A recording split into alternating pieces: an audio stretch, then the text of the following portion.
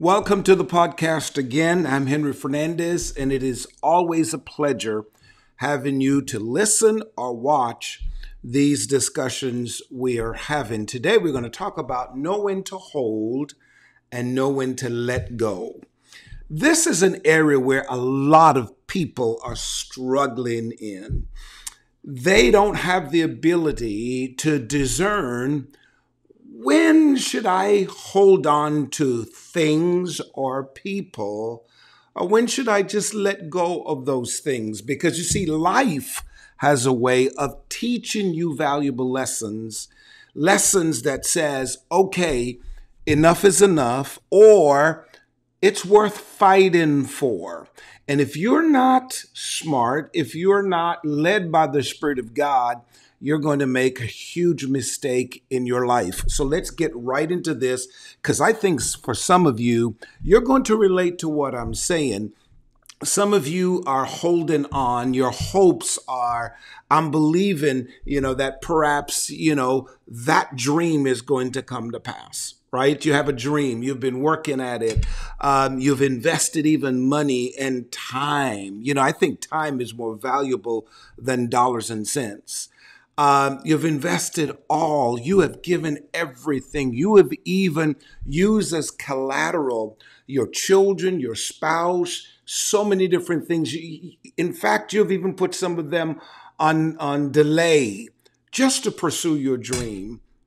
And you've been doing that for a while, and you just can't see where you're making progress. So therefore, you're at this stage in your life where you're asking questions. God, am I in the right field? Am I doing things correctly? Did I miss you? Am I pursuing something that wasn't really meant for me? Let me say that again. Am I pursuing something that wasn't really meant for me? So many people are pursuing things that it was never on God's radar for them to pursue. So you have to know at a certain point in your life, when you feel that way, when you feel like, okay, what's going on? Everything I've tried, but I'm not making progress. You now need the wisdom of God. You really need to pray. You need to say, God, okay, I need you to speak to me. In fact, I will not make a decision until you prove yourself to me. See, God is not someone who tries to play tricks on you. Don't ever believe that God is, he does something to trick you. No, he doesn't. He has a set of instructions. If you follow those instructions, you will prosper.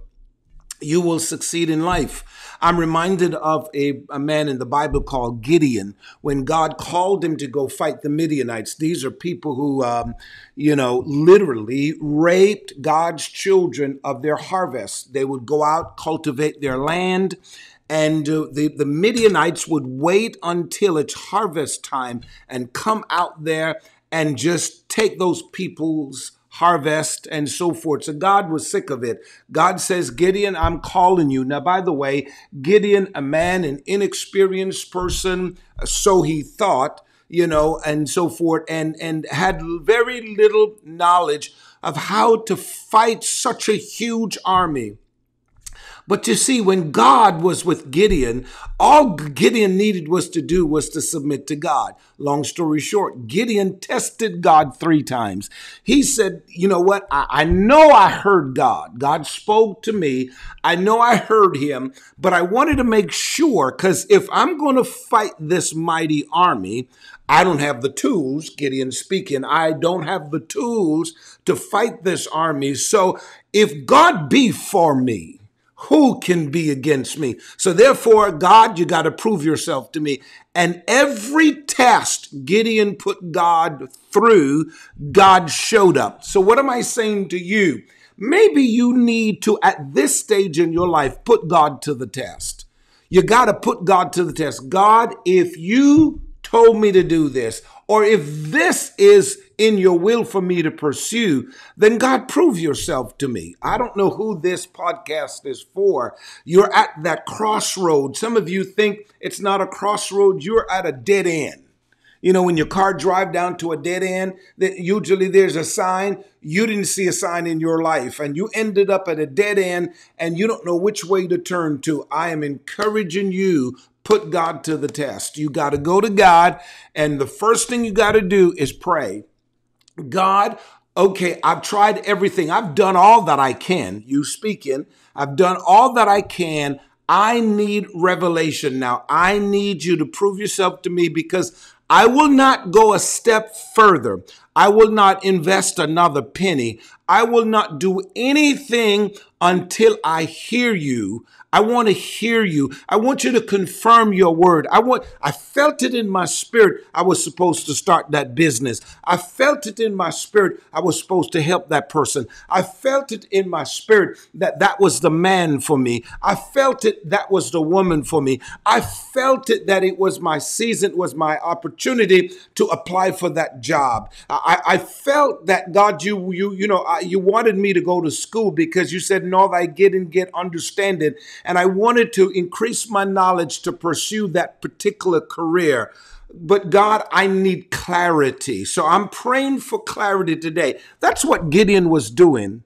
He was praying to God for clarity. He wanted God to speak to him clearly, without any obstructions, without any doubt in his mind, that God wanted him to go fight the Midianites.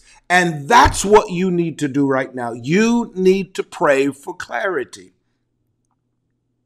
Because why would you invest another day of your life into something that was never meant for you? Think about that. In my own personal life, there were moments where I went and pursued certain things. You know, I thought that that was a good deal. And, you know, everything added up. You know, it fell into place. I felt that that was the best thing I needed to do. And I went into some things, some investments or some deals, and I went in and I realized that was not God's will for me. But I got clarity. At first, I thought, well, maybe it's a good thing to do. For example, I remember when we were back in the 90s, our ministry, the church that I pastor, the Faith Center, I remember, we were just growing like crazy. I mean, we couldn't keep the people in the building. It was not enough space. And if you would come to the 8 o'clock service, it'll be packed out. So by 11 o'clock, those 11 o'clock people will be outside. There was no canopy, nowhere where they can be. If it rained, if it was hot, they'll have to wait there because they had to get there early. So usually the 8 o'clock would be finished by, say, 10, and we'll have an hour, for the transition of the parking lot, to get the 11 o'clock worshipers in. We were growing so crazy that the 11 o'clock people were coming like at 9 o'clock, at least an hour before, to hold their standing spot, if you will. So it was a great success, but it created a huge problem. So I've said we got to do something about this. Long story short, I started looking at different things, and then there was a golf course right next to the church property, and it was run down. The city didn't know what to do with it. No, nothing was happening. And I wanted to go into negotiation with the city to start, saying, okay, let's just buy this golf course, and use it, for parking, and also expand the church building so we can have a larger auditorium. I did everything, and everything I did, I felt it was coming to play, and all of a sudden we hit some roadblocks. And I spent monies trying to clear the roadblocks. Listen to me carefully. I don't know who this is for. I invested more time. I invested more hope. I invested more dollars into doing it. And I felt, because the need was there. Some of you, it's not that you're making bad decisions. You are reacting to a need. Like me, I was reacting to a need. We needed a larger facility. And for you, you did what you did because you felt it was in the best interest of yourself. It was in the best interest of your family. It was in the best interest of your financial security, whatever it was. And like me, I just kept waiting and nothing was happening. I mean, literally, it seemed as if it was a curse. Have you ever been in a season in your life where it's like everything is coming against you and you just felt like somebody's working witchcraft against you? You're under a curse or a spell. And sometimes none of that is so. It's just that maybe you just don't know when to fold, when to close the door, when just to say, walk away. That's a struggle. Some people, even in relationship, you keep hoping, you keep believing, you praying, you're fasting, you're even quoting scriptures. God hates divorce and all those kinds of things. And I get that. I'm not here promoting divorce. I'm not here promoting separation. But I'm just saying that at some point in time, you need the wisdom of God. When should I go? When should I go? For me, God spoke to me clearly one day because I was there trying to figure things out. And God just told me one day when I was preaching at the church in Lauderhill, I'm serious, this happened. He just said to me after the sermon, he said, get in your car and drive west. I don't know who this word is for. Get in your car and drive west. Some of you, God is talking to you. He's saying something to you, but you are so focused on what you had planned, and you have tunnel vision, and you leave no room for the Holy Spirit to alter your plans. None whatsoever. It's like Abram. When Abraham was told to go and offer his son as a sacrifice unto God, he knew exactly what that was all about. He took the son, he took the wood, and he was ready to do it. Here's the question. When Abraham heard from God, yes, he did. He heard from God, and he laid that child on the altar and had that knife ready to stab and to destroy the life and take the life of his own child. When God stopped him and said, don't touch the kid. Think about it for a moment. If Abraham was not sensitive to the move of God, if Abraham was not sensitive to the transitioning of God, how God will transition you from one season to the end. You thought you heard all of what God said. You thought you knew all of God's wisdom and from A to Z. Sometimes God gives us in bits and pieces, and you have got to go with the flow. Had Abraham continued and said, no, God told me to sacrifice my son, he's going to die today because I know God's got a better plan. No, he was willing to hear God. So when God said, don't touch that boy, he stopped. Some of you, yes, you probably heard from God. And I don't know what God has planned in his sovereign will for your life, but you need to know when to fold. When just to say, okay, that's it. For me, when God said drive west, I drove west and I ended up, oh, thank you, Lord. I ended up in this place, man. I ended up to the Sunrise Musical Theater. You couldn't see it from the main street. It was so many trees. They were tall. There were hardly any development west of Pine Island. I mean, it was nothing. In fact, from Pine Island about Pine Island, I think it was. Nothing west of that. It was just no man's land. And God told me, come out here. I came out here. And when I drove down the driveway, God then said to me, this is your property. I am like, God, what are you talking about? We're building. We collected money to knock down one section of the building to expand the sanctuary. We collected money saying we're going to buy land and we're going to get additional parking and we're going to do all of this. What are you talking about, God? I can't abandon that plan because I was worried about what church people were going to think. They're going to say, well, he's flip-flopping and what he's going to do with the money. I mean, all kinds of stuff was in my head. And when God said this place was yours, I had to quickly learn that stop trying to live your life impressing people or worry about people laughing at you saying you failed, you this, you that. You just got to know when to fold. I knew that I had to to literally shut down everything that I had planned to do at Lauderhill and followed God's plan. And oh, how much I thank God I did listen. Some of you, I'm telling you, maybe that's not your story. Maybe you have literally aborted and forfeited what God had for you. Why? You didn't know when to fold, when to shut things down, when just to walk away. When just to walk away, I walked away from something I thought was God's will for my life. And I quickly followed God's plan. And it was one of the best decisions I have ever made as a pastor of this church. One of the best decisions.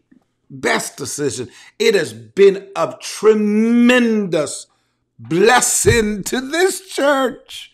I'm telling you, man, because I followed God. So right now in your situation, I know God sent this podcast. There was a reason why you listened to the podcast, why you're watching. You know someone that you've been talking to, someone who desperately need this conversation. I would suggest you pass this on to them. I would suggest you make your comments because I don't know. Am I talking to you? Am I really connecting with you? Sometimes you got to let go. You just got to say, okay, I tried the house and everything I thought, right now for my peace. It's a decision that I made, whether I walked out of the will of God or maybe it was God and God says, okay, this season has ended. Maybe I'm taking you somewhere. Walk away. Walk away. I remember there was a lady who she bought this house, and it was in the time when, back in the early 2000s, when banks were just giving the loans to just about anybody. You could be born just last night. We just got a social security number. They were giving loans like crazy. But anyway, what she did, she took out a loan, interest only loan, I think something like that. Then everything would balloon over a period of a number of years. That exactly what was happening to her. And she didn't know what to do. And she panicked when the market crashed and didn't know what to do. And I asked her a few questions. I said, look, okay, so how's your salary? Wasn't making that much. I said, okay, any other assets? No. She was just in a very bad situation. And at the end of the conversation, after she explained everything to me, and I said, okay, here's what's a reality. You make X amount of dollars. That's what you have to live by. You should try your best to live off all of your expenses, especially for a starter. Live with 80% of your income and make sure 20% is savings. Now, 80% is taking care of everything else. For those of you Christians, taking care of God. If you're not a Christian, that's fine. Don't be offended by that. The 80 take care of all of your bills. But if you can save 20%, can you do that? She said, absolutely not. I said, well, then you need to walk away. With her eyes popped wide open. Walk away? I fought for this house. I did this, my sweat. I gave all my savings and I did all of that. I'm not going to walk away. I said, walk away. Because if you don't walk away now, then when the bank forecloses on you, then it's going to be your loss. You can walk away, cut some of your losses, but you're going to win in the end because you can always rebuild your life, right? And long story short, I believe she allowed the bank to foreclose on the house. Lost. It's just a crazy deal with her because sometimes we don't know when to walk away. We don't know. Some of you are in relationships, like I said, you're struggling. What do I do? You're dating somebody. It's crazy. It's toxic. It's whatever. There's no vision. There's no plan. Okay. Now, if God told you, right? Because there are some cases God will tell you, and sometimes your timing doesn't operate with God. I get that. But for those of you who are in situations where okay, you've tried your best, you've loved hard, but it's not going anywhere. Here's what you do. You have to fold it. You have to know when to walk away from it. Some of you are in relationships, in marriage, right? If you're in a situation where there's a repeated offender, right? There's no change and so forth. Then you have to ask God for clarity.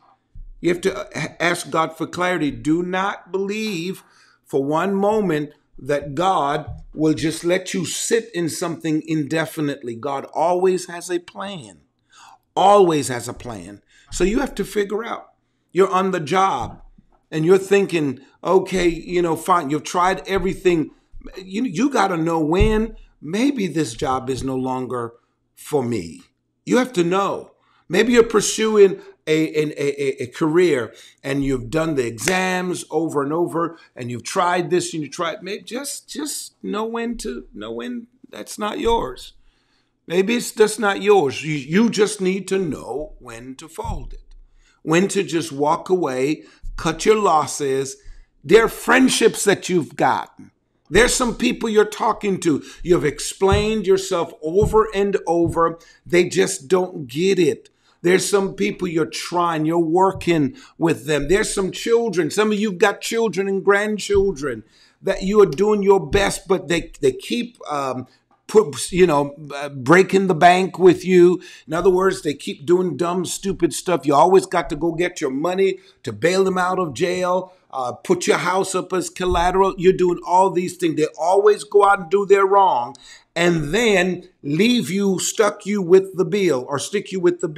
No, honey, you've got to say to yourself, no, there has to be a limit. And I know it's tough love and it's probably sound cold, but you've got to know when to walk away, when to just say, I think it was Kenny Rogers. You got to know when to run. I think the lyrics of it, let me pull it up here because I am kind of slow with these with these things, but I really want to put it in your spirit to let you see.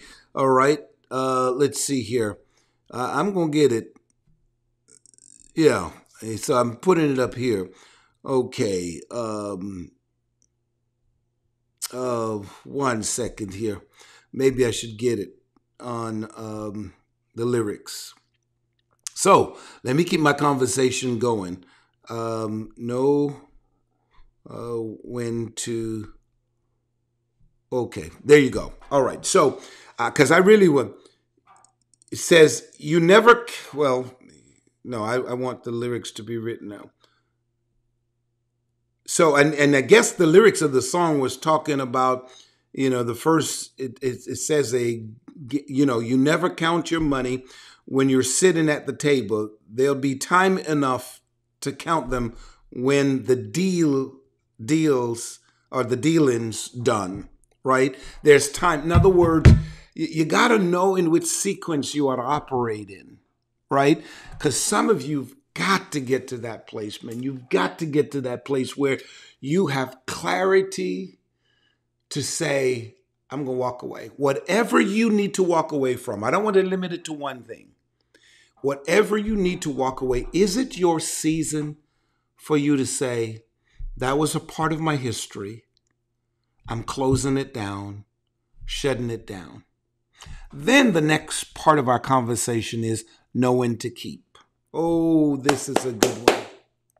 You got to know when to keep because just like how you got to know when to walk away, there are times you will go through some struggles in life. You will go through some situations that you feel like giving up, but there are situations where you have to say, no, I'm not going to give up. I'm going to hold on to this. I'm going to keep this because God's have a season. He has a plan for my life and so forth.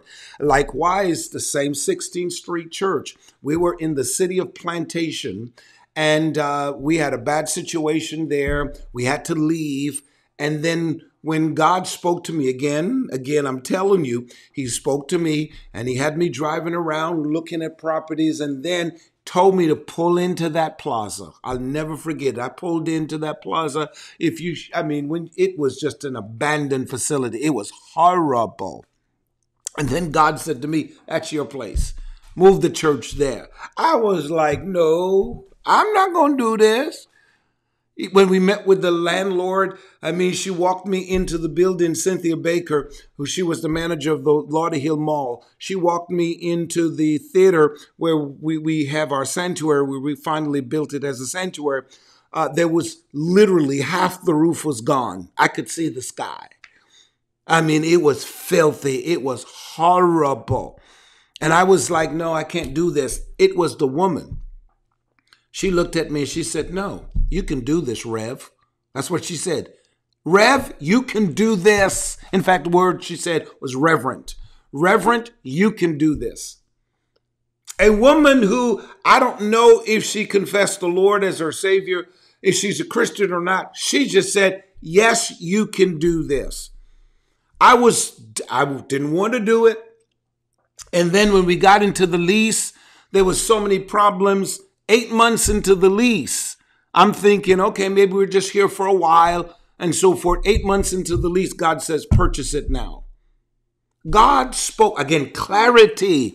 You have to, because sometimes you can let go of something that is so good and is beneficial to your life in the future. But because you let it go, you suffer the consequences of it. There's so many of you are watching and listening right now. You had an opportunity. I want to take you back. I know it's painful. You don't want to hear it, but I want to take you back to the place where you goof up, where you drop the ball, where you missed God, because there were situations where God was telling you, no, hold on. Where God was telling you, hold on to that man. Hold on to that woman. They're a work in progress. But you let them go because you were in your feelings, your pride, your ego, right? And you thought that there were better fish to fry. You thought that I can do bad all by myself. I can do better than this. And you didn't know what you had before you. And you were willing because you had people in your ears and you had these spirits just talking to you, telling you to do crazy things. And now looking back, you haven't verbally said it, but in your heart, you're saying, wow, man, I should have kept her. Man, I should have kept him, right? You got to know, because sometimes God will let you be in a situation where, you know what? Hang in there. I have a plan for you, right? Keep fighting. There was a man who, a couple actually, when they came to me for counseling, I never forget the first session I had with them. I knew that was going to work. It was toxic. It's one of the worst counseling I've ever been, to the point where they were now making me exhausted. I had to shut it down. And I'll never forget walking. Usually I'm a fighter. I don't give up easily. And, I remember at the end of that counseling, I said, in my mind, I never told him verbally, because I don't do that. I said, no, he need to walk away from that. That is going to destroy him. He needs to run for his life based on what I saw. And long story short, they ended up getting a divorce. And I saw him a while later, and then he said these words to me. He said, Bishop, I'm remarried, I have a lovely wife, and I want to tell you, sir, my first wife prepared me for my second wife. My first wife, with all of what we went through, she's taught me how to love a woman. She, with her crazy self, taught him. He was able to say, no, I won't do that. No, a woman is better than that. She prepared him for this other woman. And guess what? The ex-wife at one point was trying to see if he would have a change of heart. Oh, he shut that thing down. He shut that thing down. Had she just said, let me just, whatever, get help, whatever her situation was, for him, let him get help too. Both say, let's get help. Man, they probably would be in a better situation than they are in now, which he's in a better situation because it looks like, haven't seen him or spoken to him in a while, but seems as if at that time he was happy, he was content, but she was now realizing, I should have kept him. Think about that. There are people who have left jobs. Oh, I can't tell you the amount of times people have been on jobs and took advantage of the company and didn't realize that they are blessed when they, it's like people are not smart enough to weigh options and see you're in a good position. And for those of you in good jobs, I understand you may complain, you may have little cliques and conversations at the workplace, and you all are mad and angry at management because you don't understand management and so forth. It's always easy to criticize the top when you're not there. Sometimes because the leadership doesn't make explanation or have to give an explanation to you, we always assume that leadership crazy, they this, they that, they're taking advantage of me. And people always want leadership to always scratch their backs and say, well done. But how many times you have the employees go to the owner or manager or supervisor and even say, great job. Thank you for being who you are. All the privilege that you get on the job and so forth. You got to know when to walk away from a job, but you better make sure that you also know when to keep it. I was in a situation where I was frustrated at North Broad Medical Center. I didn't like the job. I hated it, didn't want to be a part of it. I hated hospitals, period. But I was working there. I had to pay bills. I'm not a lazy man, right? I will go and bag groceries to take care of my family. That's me. I was brought up that way. I cannot sit home and let a woman take care of me. That's just my personal view. And I remember I just wanted to leave that job. I was frustrated. All kinds of stuff was going on there, drama, and I wanted to leave that job so bad that I applied at Eastern Airlines and passed all the examination processes that they've put in place and was offered a job as a flight attendant. I was offered a job and I was so excited. Way more money. And here's the big thing, the perks. Ooh, I get to travel for free. So I really want you to understand that there are times you got to know when to hold on to something. Because I was there excited. I've got Eastern Airlines job. I'm ready now to write my resume. And here's the thing now, I went to God.